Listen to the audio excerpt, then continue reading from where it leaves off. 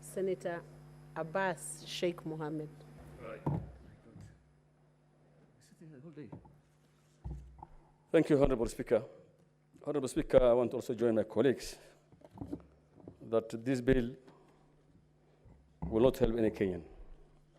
As you are aware, the spirit of Harambee has been the fundamental cornerstone for this country in terms of development.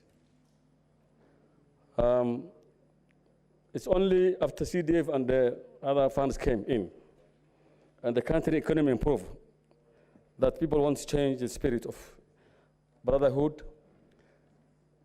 The Harambees or the fundraisings have created cohesion in this country. That most of the poor people have really come up.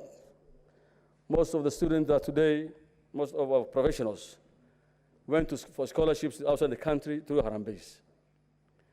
It created, fundraisers and Harambees have created love among the communities. It's only through sharing with the poor that we love one another. Honorable Speaker, we cannot today throw away the brotherhood that Harambees have created.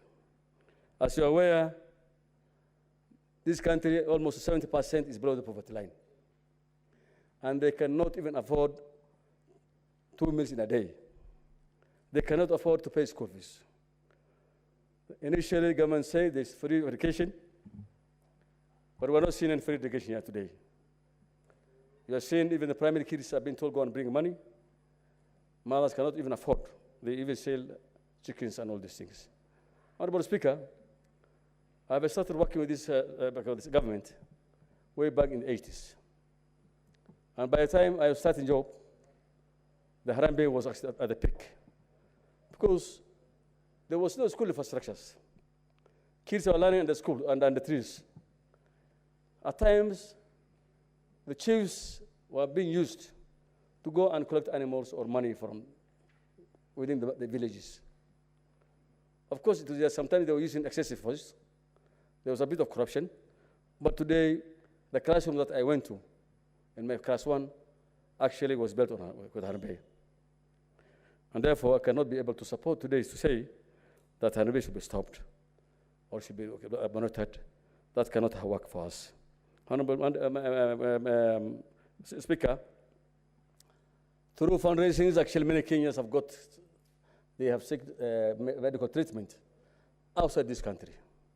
Medical conditions of these days, there's so many people who are sick.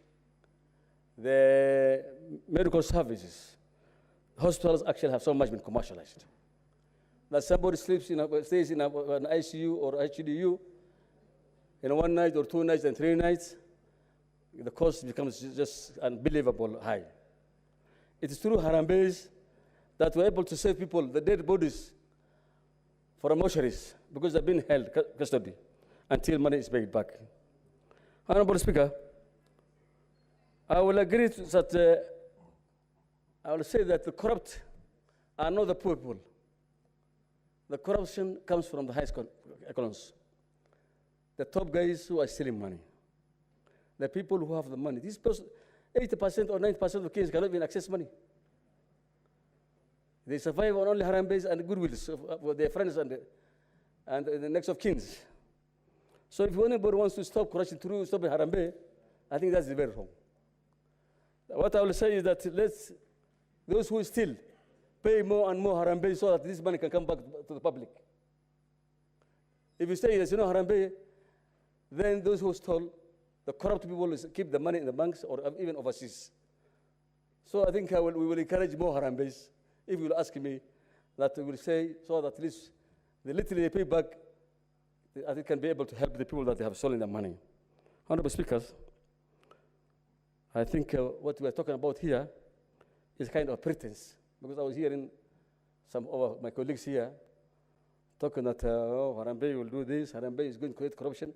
My friend, corruption is not coming from the grassroots. It comes from the high top and top and to down. Harambee, we know that it is actually starting from the office institutions.